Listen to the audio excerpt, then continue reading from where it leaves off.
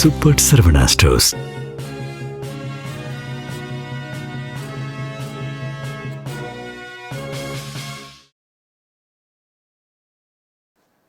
வணக்கம். எம் செய்திகளுக்காக நான் உங்கள் குணா. இந்திய நேரப்படி காலை 8:30 மணி செய்திகள். முதலில் எம் தலைப்பு செய்திகளை காணலாம். நாட்டில் உள்ள அனைவருக்கும் 2033ஆம் ஆண்டிற்குள் மருத்துவ காப்பீடு வரம்புக்குள் கொண்டுவரப்படுவர்.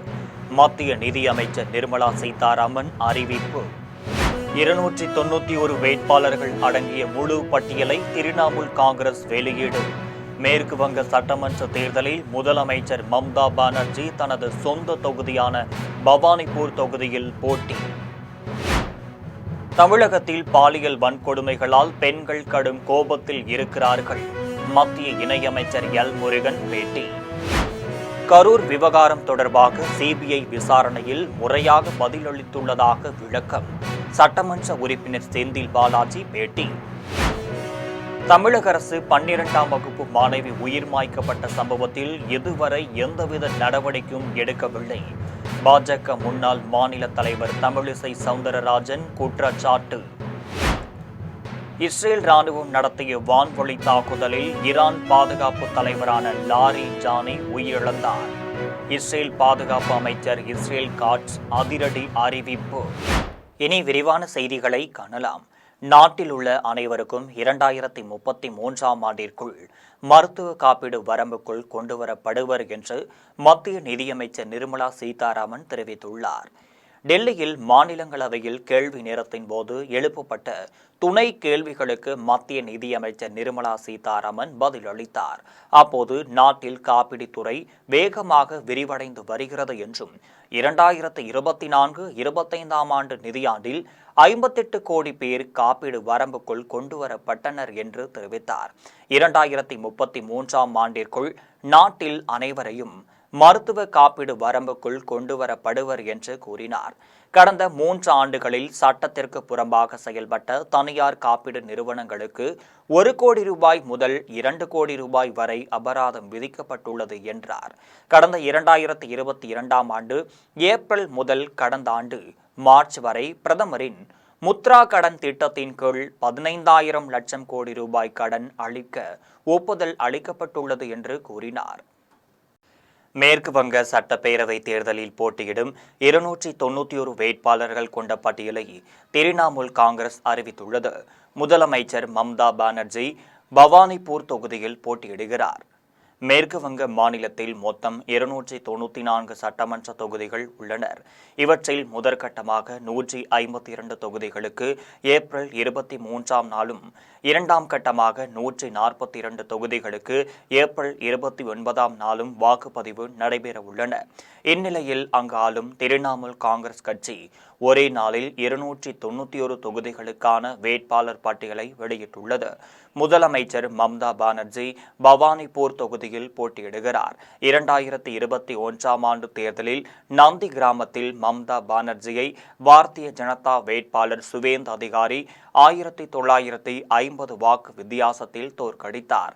அதன் பின் மம்தா பானர்ஜி பவானிபூர் தொகுதி இடைத்தேர்தலில் போட்டியிட்டு சட்டமன்ற உறுப்பினராக தேர்வாகினார். எதிர்க்கட்சி தலைவரான சுவேந்த் அதிகாரி இம்முறை நந்தி கிராமம், பவானிபூர் ஆகிய 2 தொகுதிகளிலும் போட்டியிடுகிறார். பவானிபூரில் முதலமைச்சரும் எதிர்க்கட்சி தலைவரும் களம் இறங்குவதால் போட்டி கடுமையாக இருக்கும் என்று கருதப்படுகிறது.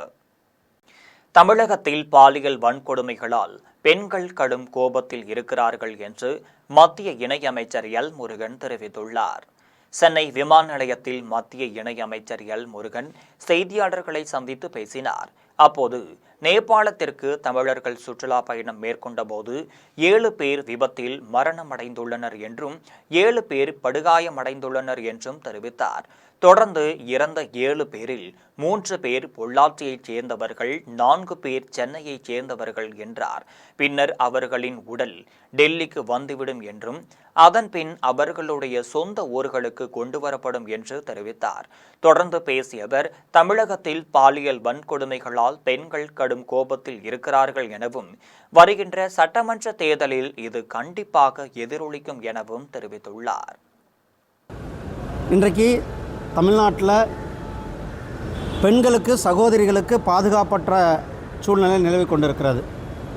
தேசிய ஜனநாயக கூட்டணி சார்பில் இன்றைக்கு தமிழகத்தினுடைய அனைத்து மாவட்ட தலைநகர்களும் மிகப்பெரிய அளவில் பிரம்மாண்டமான ஆர்ப்பாட்டங்கள் நடந்திருக்கிறது.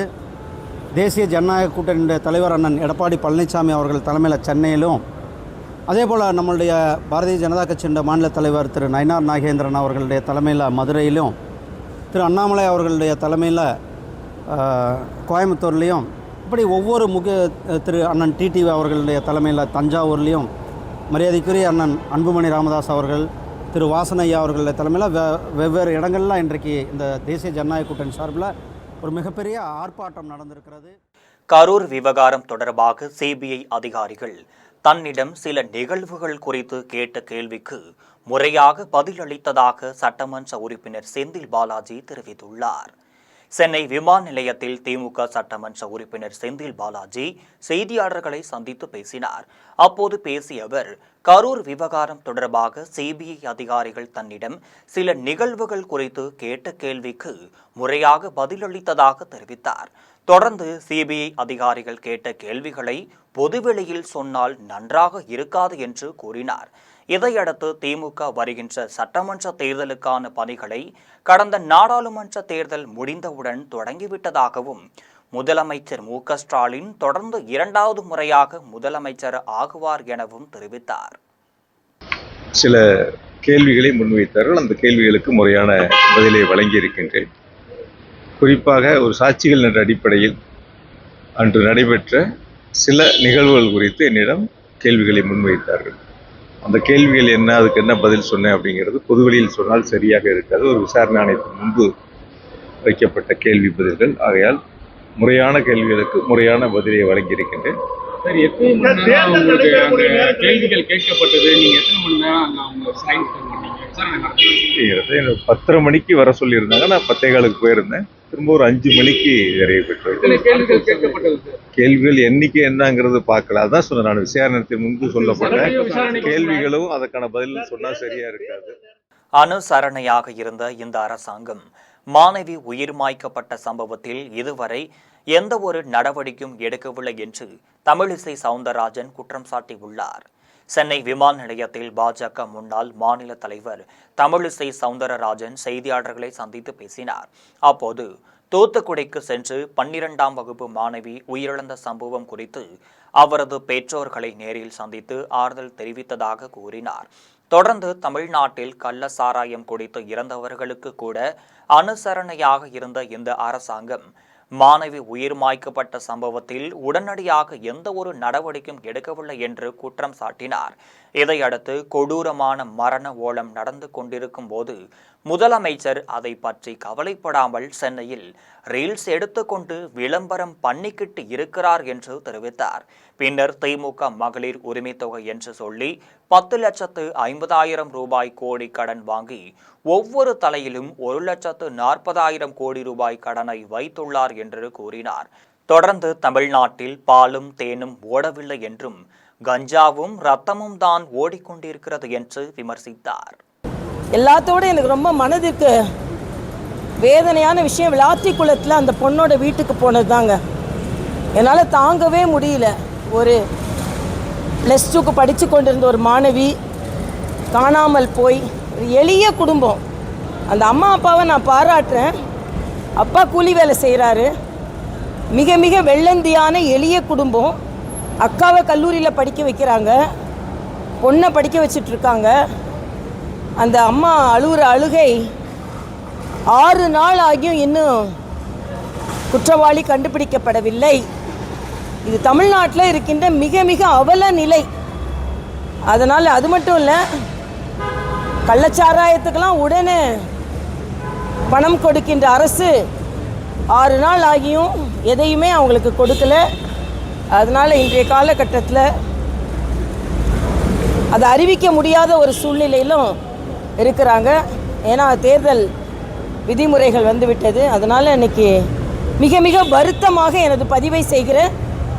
அது மட்டும் இல்லை, முதலமைச்சரின் நடவடிக்கை இன்றைக்கி பார்த்திங்கன்னா ஒரு இடத்துல மரண ஓலம் நடந்து கொண்டு இருக்கிறது. இங்கே ரீல்ஸ் போட்டுக்கிட்டு இருக்காருன்னா என்ன நடவடிக்கை, என்ன மனநிலையில் முதலமைச்சர் இருக்கிறார் ஆணவத்தின் வெளிப்பாடு. எப்படியாவது நம்ம ஓட்டு வாங்கிடலான்னு. நிச்சயமா முடியாது. இந்த முறை அது நடக்காது. ஈரான் தலைநகர் டெக்ரான் மீது இஸ்ரேல் ராணுவம் நடத்திய வான்வழி தாக்குதலில் ஈரான் பாதுகாப்பு தலைவரான லாரிஜானி உயிரிழந்தார் என இஸ்ரேல் பாதுகாப்பு அமைச்சர் இஸ்ரேல் காட்ஸ் தெரிவித்துள்ளார். ஈரான் தலைநகர் டெக்ரான் மீது இஸ்ரேல் ராணுவம் நடத்திய வான்வழி தாக்குதலில் ஈரான் பாதுகாப்பு தலைவரான லாரிஜானியும் புரட்சிகர காவல் படையின் பசிச் தன்னார்வ குழுவின் தலைவர் ரெசா சுலைமானியும் உயிர் மாய்க்கம் செய்யப்பட்டதாக இஸ்ரேல் பாதுகாப்பு அமைச்சர் இஸ்ரேல் காட்ஸ் தெரிவித்துள்ளார். இது தொடர்பாக ஈரான் அரசு உறுதிப்பட தகவல் தெரிவிக்கவில்லை. இதில் அயதுல்லா கமேனி உயிர் மாய்க்கம் செய்யப்பட்ட பிறகு ஈரானில் கிட்டத்தட்ட 2ஆம் கட்ட தலைவராக லாரிஜானி செயல்பட்டு வந்தார். இடைக்கால கவுன்சிலுடன் இணைந்து போரை வழி நடத்தினார். அவரது இழப்பு ஈரானுக்கு ஏற்ப மிகப்பெரிய நஷ்டம் என கூறப்படுகிறது. இதைத் தொடர்ந்து ஈரானின் மூத்த அதிகாரி வெளியிட்ட அறிக்கையில் போர் நிறுத்தம் செய்வது தொடர்பாக உச்ச தலைவர் முஜ்தபா கமேனி மறுத்துள்ளார் என்று கூறினார். அமெரிக்காவும் இஸ்ரேலும் தோல்வியை ஏற்றுக்கொண்டு இழப்பீடுகளை செலுத்தும் வரை அமைதிக்கான சரியான நேரம் இதுவல்ல என கூறியுள்ளதாக தெரிவித்தார். சட்ட ஒழுங்கு சீர்கேட்டை தடுக்காத திமுக அரசை கண்டித்தும் தமிழகத்தை மீட்டெடுக்கும் வகையிலும் தென்காசியில் அதிமுக சார்பில் தேசிய ஜனநாயக கூட்டணி கட்சியினர் கண்டன ஆர்ப்பாட்டத்தில் ஈடுபட்டனர். தமிழகத்தில் திமுக அரசு பொறுப்பேற்று 5 ஆண்டுகளில் கொலை, கொள்ளை, வழிப்பறி, கற்பழிவு, வயது வரம்பின்றி போதைப் பொருட்களின் புழக்கம் என பல்வேறு சட்டம் ஒழுங்கு சீர்கேட்டினால் பொதுமக்கள் பல்வேறு இன்னல்களுக்கு ஆளாகியுள்ளனர். இந்த நிலையில் தமிழகத்தில் விரைவில் சட்டமன்ற தேர்தல் நடைபெறவுள்ள நிலையில் தமிழகத்தை மீட்டெடுக்கும் வகையில் தேசிய ஜனநாயக கூட்டணி கட்சி சார்பில் தமிழகம் முழுவதும் கண்டன ஆர்ப்பாட்டம் நடைபெற்று வருகிறது. அதன் ஒரு பகுதியாக தென்காசி புதிய பேருந்து நிலையம் முன்பு திமுகவிடம் இருந்து தமிழகத்தை மீட்டெடுக்கும் வகையில் அதிமுக சார்பில் தேசிய ஜனநாயக கூட்டணி கட்சியினர் கண்டன ஆர்ப்பாட்டத்தில் ஈடுபட்டனர். ஆர்ப்பாட்டத்தில் முன்னாள் அமைச்சர் ராஜலட்சுமி, கடையநல்லூர் சட்டமன்ற உறுப்பினர் கிருஷ்ணமுரளி என்கின்ற குட்டியப்பா, பாமக தெற்கு மாவட்ட செயலாளர் இசக்கிமுத்து, வடக்கு மாவட்ட செயலாளர் சீதாராமன், மாநில துணை செயலாளர் சேது ஹரிஹரன், மாவட்ட தலைவர் குலாம், மாவட்ட துணை செயலாளர் ராஜேந்திரன், பாமக ஒன்றிய செயலாளர் கருப்பசாமி உட்பட 1000க்கும் மேற்பட்டோர் கலந்து கொண்டு திமுக அரசிற்கு எதிராக கண்டன கோஷங்களை எழுப்பினர். 3 மாதத்திற்கு மேற்பட்ட குழந்தைகளை தத்தெடுக்கும் தாய்மார்களுக்கு குழந்தை பராமரிப்புக்கான விடுப்பு வழங்க முடியாது என்று கூறும் சட்ட விதியை உச்சநீதிமன்றம் ரத்து செய்துள்ளது. அரசு பணிகளில் உள்ள பெண்களுக்கு 6 மாத காலம் மகப்பேறு விடுப்பு அளிக்கப்படுகிறது. அதேபோல 3 மாதங்களுக்கு குறைந்த வயதுள்ள குழந்தைகளை சட்டப்படி தத்தெடுக்கும் தாய்மார்களுக்கு 12 வார கால விடுப்பு அளிக்க சட்டத்தில் வகை செய்யப்பட்டிருந்தது. அதில் 3 மாதத்திற்கு மேல் உள்ள குழந்தைகளை தத்தெடுப்போருக்கு இந்த விடுப்பு அளிக்கப்படவில்லை. இதை எதிர்த்து தொடுத்த வழக்கை விசாரித்த உச்சநீதிமன்ற நீதிபதிகள் பர்த்திவாலா, மகாதேவன் அமர்வு 3 மாதத்திற்கு மேற்பட்ட குழந்தைகளை தத்தெடுத்தால் குழந்தை பராமரிப்புக்கான 12 வார கால விடுப்பு கிடையாது என்கின்ற அரசின் விதியை ரத்து செய்தது. சட்டப்படி தத்தெடுக்கும் தாய்மார்களுக்கு குழந்தையின் வயதை கணக்கிற்கொள்ளாமல் 12 வாரங்கள் குழந்தை பராமரிப்பு விடுப்பு எடுக்க உரிமை உள்ளதாக தெரிவித்தனர். மகப்பேறின் பயன் என்பது குழந்தை பிறப்போடு தொடர்புடையது மட்டுமல்லாமல் தாய்மைகளுக்கான செயல்முறையோடும் தொடர்புடையது என்று நீதிபதிகள் சுட்டிக்காட்டினர். அதேபோல் குழந்தை பேரின் போது தந்தைக்கான விடுப்பையும் சமூக பாதுகாப்பு பயன் என்று ஏற்றுக்கொள்ளும் சட்டத்தை இயற்றும்படி கேட்டுக்கொண்டனர். திமுக சார்பில் 20 கட்சிகள் கூட்டணி வைத்தாலும், எவ்வளவு பணம் செலவழித்தாலும், எவ்வளவு யூகங்கள் வகுத்தாலும் வருகின்ற சட்டமன்ற தேர்தலில் அதிமுக தான் வெற்றி பெறும் என்று முன்னாள் அமைச்சர் விஜயபாஸ்கர் தெரிவித்துள்ளார். தமிழ்நாட்டில் பெண்களுக்கு எதிரான பாலியல் வன்கொடுமை, போதைப்பொருள் புழக்கம் ஆகியவற்றை கட்டுப்படுத்தாத திமுக அரசை கண்டித்து புதுக்கோட்டையில் தேசிய ஜனநாயக கூட்டணி கட்சி சார்பில் ஆர்ப்பாட்டம் நடைபெற்றது. ஆர்ப்பாட்டத்தில் முன்னாள் அமைச்சர் விஜயபாஸ்கர் கலந்து கொண்டு பேசினார். அப்போது திமுக எவ்வளவு பணம் செலவழித்தாலும் சட்டமன்ற தேர்தலில் அதிமுக தான் வெற்றி பெறும் என்று உறுதியளித்தார். கடலூர் மாவட்டம் பண்ருட்டி அருகே கண்டரக்கோட்டை தென்பெண்ணை ஆற்றில் 10ஆம் நூற்றாண்டைச் சேர்ந்த ஆண் பெண் சுடுமண் உருவ பொம்மைகள் கண்டெடுக்கப்பட்டுள்ளனர். பண்ருட்டி அடுத்துள்ள கண்டரக்கோட்டை தென்பெண்ணை ஆற்றில் தொல்லியல் ஆய்வாளர் இமானுவேல் கல்லூரி மாணவர்களுடன் மேற்பரப்பு கலாய்வு மேற்கொண்டார். அப்போது பழங்காலத்தைச் சேர்ந்த சுடுமண்ணால் ஆன 2 ஆண் பெண் உருவ பொம்மைகளை கண்டெடுத்தனர். அப்போது பேசிய இமானுவேல், தென்பெண்ணை ஆற்றுப் பகுதியில் இதுவரை மேற்கொள்ளப்பட்ட கலாய்வில் 10க்கும் மேற்பட்ட சுடுமண் பொம்மைகள் கண்டெடுக்கப்பட்டுள்ளதாக தெரிவித்தார். இதன் மூலம் தென்பெண்ணை ஆற்றின் கரையோர பகுதிகளில் வாழ்ந்த பழங்கால மக்களின் கலைத்தன்மையை அறிய முடிவதாகவும் தெரிவித்தார். தாராபுரம் அடுத்த முண்டுவேலம்பட்டி மற்றும் சுற்றுவட்டார கிராமங்களில் இடைவிடாது பெய்த ஆலங்கட்டி மழையால் 1000 ஏக்கரில் சேதமடைந்துள்ள வெங்காய பயிர்களுக்கு அரசு நஷ்டஈடு வழங்க வேண்டும் என விவசாயிகள் கோரிக்கை விடுத்துள்ளனர்.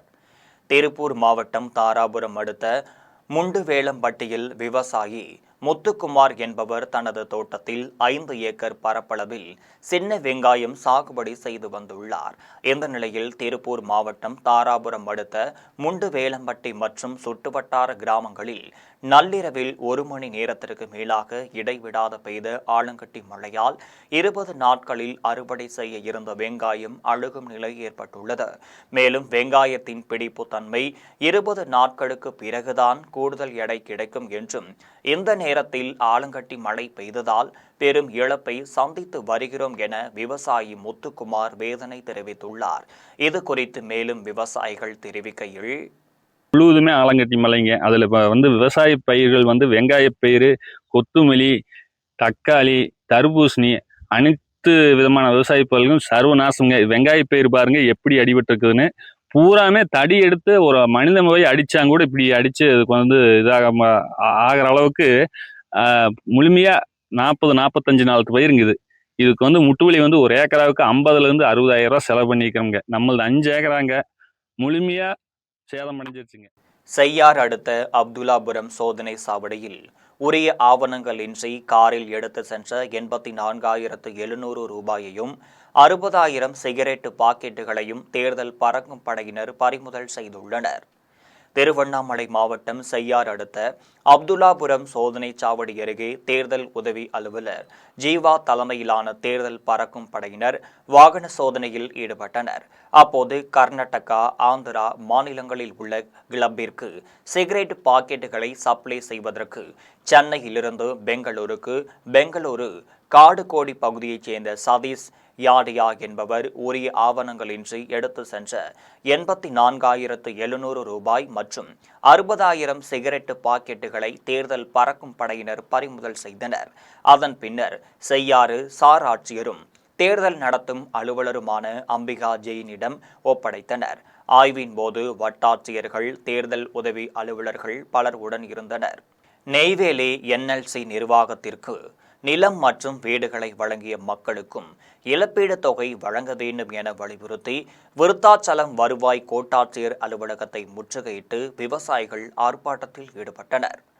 கடலூர் மாவட்டம் நெய்வேலி NLC நிர்வாகத்திற்கு கடந்த 2007ஆம் ஆண்டு முதல் 2013ஆம் ஆண்டு வரை கம்மாபுரம், கோபாலபுரம், சாத்தப்பாடி, ஆதனூர், சிறுவருப்பூர், இந்திரா நகர் உள்ளிட்ட 20க்கும் மேற்பட்ட கிராமங்களில் உள்ள விவசாய நிலங்களை NLC நிர்வாகம் நிலக்கரி எடுப்பதற்காக கையகப்படுத்தியது.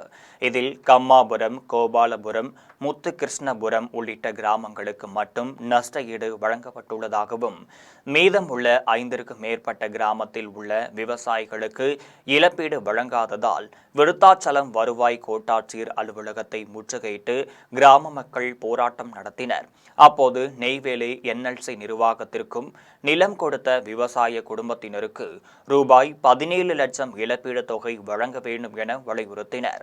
மேலும் இதுகுறித்து வேளாண்மைத்துறை அமைச்சரிடமும், மத்திய நிலக்கரித்துறை அமைச்சர்களிடமும், மாவட்ட ஆட்சியர் உள்ளிட்ட NLC அதிகாரிகளிடமும் பலமுறை மனு அளித்தும் உரிய தீர்வு காணப்படாததால் 2026 சட்டமன்ற தேர்தலை புறக்கணிக்கப் போவதாகவும் 100க்கும் மேற்பட்ட கிராம மக்கள் எச்சரிக்கை விடுத்தனர். சட்டமன்ற தேர்தலை முன்னிட்டு வந்தவாசியில் வாக்காளர்களின் அச்சத்தை போக்கும் வகையில் காவல்துறை துணை கண்காணிப்பாளர் KC சதீஷ்குமார் தலைமையில் ராணுவ வீரர்கள், காவல்துறையினர் அணிவகுப்பு ஊர்வலம் நடத்தினர். 2026 சட்டமன்ற தேர்தலை முன்னிட்டு திருவண்ணாமலை மாவட்டம் வந்தவாசி பகுதி வாக்காளர்கள் சுதந்திரமாகவும் எந்தவித அச்சமுமின்றி வாக்களிக்கும் வகையில் காவல்துறை துணை கண்காணிப்பாளர் KC சதீஷ்குமார் தலைமையில் ராணுவ வீரர்கள் மற்றும் காவல்துறையினரின் அணிவகுப்பு ஊர்வலம் நடத்தினர். ஊர்வலம் வந்தவாசி தெற்கு காவல் நிலையம் அருகில் தொடங்கி வட்டாட்சியர் அலுவலகம், சாலை, கோட்டை மூடை, காஞ்சிபுரம் சாலை, பழைய பேருந்து நிலையம், பஜார் வீதி உள்ளிட்ட பகுதிகளின் வழியாக சென்று தேரடியில் முடிவுற்றது. ஊர்வலத்தில் 63 மத்திய தொழில் பாதுகாப்பு படை இராணுவத்தினர் மற்றும் 30 காவலர்கள் பங்கேற்று அணிவகுப்பு நடத்தினர். தமிழ்நாடு இயல் இசை நாடக மன்றம், திருவையாறு அவ்வை அறக்கட்டளை ஆகியவை இணைந்து திருமூலர் வரலாற்று நாட்டிய நாடக அரங்கேற்ற விழாவை திருவேலி மிழலை வேலிநாதேஸ்வரர் கோவிலில் நடத்தினர். திருவையாறு அவ்வை கோட்ட நிறுவனர் கலைவேந்தன், உமா மகேஸ்வரி, துரையரசு, திருவிடை மருதூர் செஞ்சிலுவை சங்க தலைவர் பாஸ்கரன் ஆகியோர் முன்னிலையில் நாடக அரங்கேற்றம் நடைபெற்றது. திருப்புவனம் ஆதிசக்தி சித்தர் ஞானபீட சர்க்குரு கண்ணன் ஆளுரை வழங்கினார். நாட்டிய போட்டிகளில் பங்கேற்ற குழந்தைகளுக்கு திருவாடுதுறை ஆதின தம்பிரான் சான்றுகள் வழங்கினார்.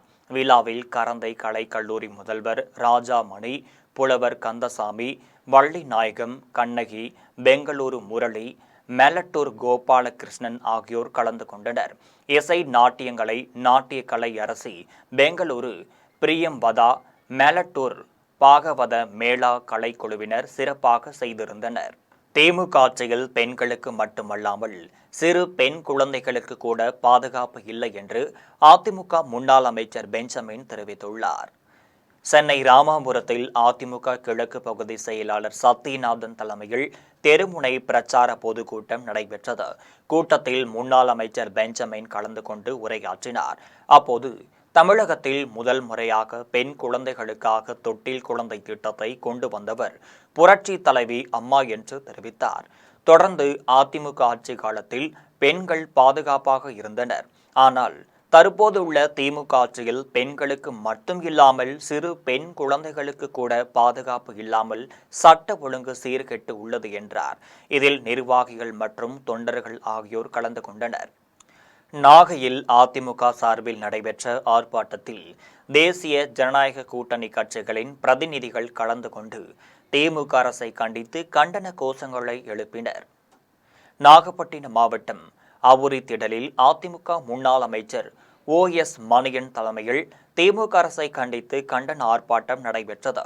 ஆர்ப்பாட்டத்தில் தமிழ்நாட்டில் தொடர்ந்து நடைபெற்று வரும் பாலியல் வன்கொடுமைகள், சட்ட ஒழுங்கு சீர்கேடுகள், போதைப் பொருட்கள் புழக்கம் முதலானவற்றை கட்டுப்படுத்த தவறிய திமுக அரசை கண்டித்து கண்டன கோஷங்களை எழுப்பி முழக்கமிட்டனர்.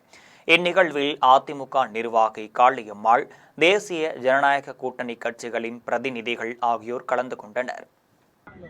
குறைஞ்ச காலமா நான் பாக்குறேன், ஒரு கட்டவிழ்த்து விடுக்கப்பட்ட ஒரு ரவுடிச முறை இருக்கிற மாதிரியான காவல்துறை மேல சற்றும் ஒரு பயம் இல்லாத ஒரு சூழ்நிலையை தான் பாக்குறோம். தெருவுல பூந்து பகல் நேரத்துல நண்பர்களுக்குள்ள பிரச்சனைன்னு வெட்டி கொள்றதா சொல்றாங்க. ஒரு சாதி சண்டையா வெட்டி கொள்றாங்கன்னு சொல்றாங்க. ஒரு தெருக்குள்ள போய் ஒரு இருசக்கர வாகனத்துல போய் கண்ணில் பட்டவர்களை எல்லாம் வெட்டி கொள்றதா சொல்றாங்க. அப்ப இங்க காவல்துறை மீதான பயம் ஏன் போச்சு அப்படிங்கிற ஒரு பெரிய ஒரு நிலைமை இருந்தது. தேசிய ஜனநாயக கூட்டணி ஆட்சி அமைந்தவுடன் பண்ருட்டியில் எய்ம்ஸ் மருத்துவமனை கொண்டுவரப்படும் என்று பாஜக மாநில செயலாளர் அஸ்வத்தாமன் தெரிவித்துள்ளார். கடலூர் மாவட்டம் பண்ருட்டியில் ரயில் உபயோகதரம் சங்கத்தின் சார்பில் பாஜக மாநில செயலாளர் அஸ்வத்தாமன் பண்ருட்டி ரயில் நிலையத்தில் ரயில் நிறுத்த வேண்டி கோரிக்கை வைத்தனர். தொடர்ந்து கடந்த வாரம் அதற்கான அறிவிப்பை மத்திய ரயில்வே அமைச்சர் அஸ்வினி வைஷ்ணவ் ரயில் நிறுத்த ஆணை உத்தரவை வெளியிட்டிருந்தார். இந்த நிலையில் தாம்பரம் முதல் ராமேஸ்வரம் பாம்பன் வரை செல்லும் எக்ஸ்பிரஸ் பண்ருட்டி ரயில் நிலையத்தை வந்தடைந்த போது ரயில் உபயோகதாரர் சங்க நிர்வாகிகள் மலர் தூவி மாலை அணிவித்தும் வரவேற்றனர். தொடர்ந்து ஓட்டுநருக்கு இனிப்பு வழங்கி சால்வை அணிவித்து மரியாதை செலுத்தினர். இதையடுத்து சங்க நிர்வாகிகள் பாஜக மாநில செயலாளர் அஸ்வத்தாமனை சந்தித்து இனிப்புகள் வழங்கி நன்றி தெரிவித்தனர். பின்னர் பாஜக மாநில செயலாளர் அஸ்வத்தாமன் செய்தியாளர்களை சந்தித்து பேசினார். அப்போது பேசிய அவர், தேசிய ஜனநாயக கூட்டணி ஆட்சி அமைந்தவுடன் பண்ருட்டியில் எய்ம்ஸ் மருத்துவமனை கொண்டுவரப்படும் என தெரிவித்தார். நகரத்தில் இன்றைக்கு பாம்பன் எக்ஸ்பிரஸ் ரயில் நின்று முதல் முறையாக இன்றைக்கு நின்றிருக்கிறது. இது பண்ருட்டி மக்களுடைய நீண்ட நாள் கோரிக்கை. இந்த கோரிக்கையை மத்திய அமைச்சர் அஸ்வினி வைஷ்ணவ் அவர்களிடம் கொண்டு சென்று நிறைவேற்றி கொடுத்ததற்காக இன்றைக்கு பண்ருட்டி ரயில் பயணிகள் சங்கத்தின் சார்பாக என்னை சந்தித்து நன்றி தெரிவித்துள்ளார்கள். கூட்டத்தில் பேசிக் கொண்டிருந்த போதே அதிமுக மாவட்ட செயலாளர் திடீரென மயங்கி விழுந்ததால் அவரை அவசரமாக கட்சி நிர்வாகிகள் மருத்துவமனைக்கு அழைத்து சென்றுள்ளனர்.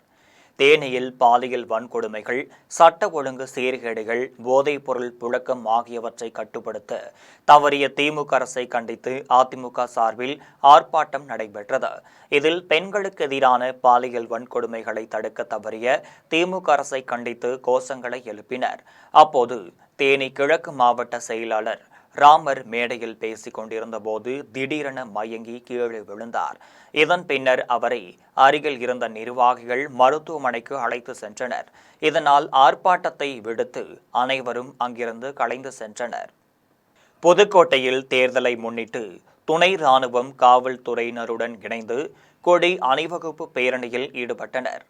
புதுக்கோட்டையில் தேர்தலை அமைதியாகவும் பயமில்லாமலும் அனைவரும் வாக்களிக்க வேண்டும் என்பது குறித்து விழிப்புணர்வு ஏற்படுத்தும் விதத்தில் அண்ணா சிலையின் அருகே துணை ராணுவம் காவல்துறையினருடன் இணைந்து கொடி அணிவகுப்பு பேரணி நடைபெற்றது. இப்பேரணியை மாவட்ட காவல்துறை கண்காணிப்பாளர் அபிஷேக் கொடியசைத்து தொடங்கி வைத்தார். இதில் முக்கிய வீதிகள் வழியாக வந்து பேருந்து நிலையத்தில் கொடி அணிவகுப்பு பேரணி முடிவுற்றது. ராணிப்பேட்டை அருகே தேர்தல் பறக்கும் படையினர் வாகன சோதனையில் ஈடுபட்ட போது உரிய ஆவணங்களின்றி எடுத்து சென்ற 9 லட்சம் ரூபாய் பணத்தை பறிமுதல் செய்துள்ளனர். ராணிப்பேட்டை மாவட்டம் காவேரிப்பாக்கம் பகுதியில் தேர்தல் பறக்கும் படையினர் வாகன சோதனையில் ஈடுபட்டனர். அப்போது அந்த வழியாக வந்த இருசக்கர வாகனத்தை நிறுத்தி சோதனை செய்ததில் உரிய ஆவணங்கள் இன்றி 9 லட்சம் ரூபாய் கொண்டு செல்லப்பட்டது தெரியவந்தது. இதையடுத்து அதிகாரிகள் பணத்தை பறிமுதல் செய்து தேர்தல் நடத்தும் அலுவலர் மற்றும் மாவட்ட பிற்படுத்தப்பட்டோர் நல அலுவலர் மீனாவிடம் ஒப்படைத்தனர். தொடர்ந்து அதிகாரிகள் நடத்திய விசாரணையில் பணத்தை கொண்டு வந்த நபர் சாத்தம்பாக்கத்தைச் சேர்ந்த விநாயகம் என்பதும் இவர் தனியார் ஏடிஎம் மையங்களில் பணத்தை நிரப்புவதற்காக கொண்டு சென்றதாக தெரிவித்தார். இதன் பின்னர் அவரிடம் தொடர்ந்து விசாரணையில் ஈடுபட்டு வருகின்றனர். ராணிப்பேட்டை மாவட்டத்தில் மட்டும் உரிய ஆவணங்களின்றி எடுத்து செல்லப்பட்ட 11 லட்சம் ரூபாய் பணத்தை தேர்தல் பறக்கும் படை அதிகாரிகள் பறிமுதல் செய்தது என்பது குறிப்பிடத்தக்கது. மீண்டும் ஜெம் தலைப்பு செய்திகள். நாட்டில் உள்ள அனைவருக்கும் 2033ஆம் ஆண்டிற்குள் மருத்துவ காப்பீடு வரம்புக்குள் கொண்டுவரப்படுவர். மத்திய நிதியமைச்சர் நிர்மலா சீதாராமன் அறிவிப்பு. 291 வேட்பாளர்கள் அடங்கிய முழு பட்டியலை திரிணாமுல் காங்கிரஸ் வெளியீடு. மேற்கு வங்க சட்டமன்ற தேர்தலில் முதலமைச்சர் மம்தா பானர்ஜி தனது சொந்த தொகுதியான பவானிபூர் தொகுதியில் போட்டி. தமிழகத்தில் பாலியல் வன்கொடுமைகளால் பெண்கள் கடும் கோபத்தில் இருக்கிறார்கள். மத்திய இணையமைச்சர் எல் முருகன் பேட்டி. கரூர் விவகாரம் தொடர்பாக சிபிஐ விசாரணையில் முறையாக பதிலளித்துள்ளதாக விளக்கம். சட்டமன்ற உறுப்பினர் செந்தில் பாலாஜி பேட்டி. தமிழக அரசு 12ஆம் வகுப்பு மாணவி உயிர் மாய்க்கப்பட்ட சம்பவத்தில் இதுவரை எந்தவித நடவடிக்கையும் எடுக்கவில்லை. பாஜக முன்னாள் மாநில தலைவர் தமிழிசை சவுந்தரராஜன் குற்றச்சாட்டு. இஸ்ரேல் ராணுவம் நடத்திய வான்வழி தாக்குதலில் ஈரான் பாதுகாப்பு தலைவரான லாரி ஜானி உயிரிழந்தார். இஸ்ரேல் பாதுகாப்பு அமைச்சர் இஸ்ரேல் காட்ஸ் அதிரடி அறிவிப்பு. இத்துடன் ஜெம் செய்திகள் நிறைவடைகின்றனர். மீண்டும் ஜெம் செய்திகள் மதியம் 1:30 மணிக்கு. உடனுக்குடன் செய்திகளை காண gemlive.tv என்ற இணையதளத்தில் இணைந்திருங்கள். நன்றி, வணக்கம்.